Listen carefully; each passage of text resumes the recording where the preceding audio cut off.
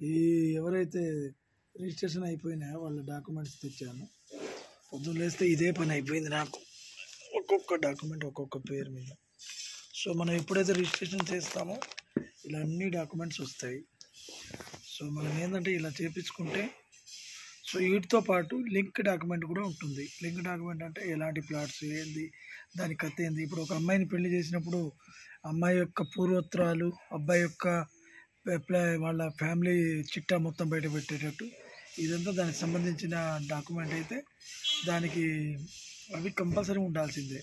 ఏదైతే డాక్యుమెంట్ కానీ link document కానీ ఇవి ప్రతి పనికి ఇవి లేకుండా మీకు ఏ పని జరగదండి. సో ఇదేంటంటే జస్ట్ నేను అందరూ నా దగ్గర పెట్టేస్తారు. రిజిస్ట్రేషన్ కాగితాలు కూడా వాళ్ళు తీసుకెళ్ళరు.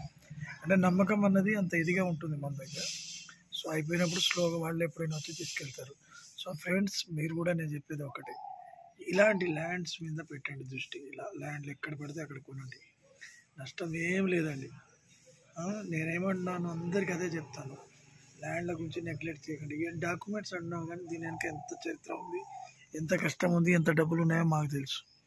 సో ఫ్రెండ్స్, ప్లీజ్ ఎక్కడైనా కానీ ల్యాండ్స్ ఉంటే కొనుక్కోండి, ఫ్యూచర్కి పనికి వస్తుంది.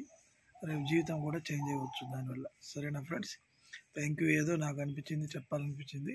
ఇందులో ఏమైనా ఇబ్బందులు కానీ, ఏదో మాట్లాడడం ఏమైనా ఫ్లూయెన్సీ కానీ ఏదైనా తప్పు ఉంటే దయచేసి మీ మిత్రుడిగా, మీ వాడిగా నన్ను క్షమించండి. Thank you.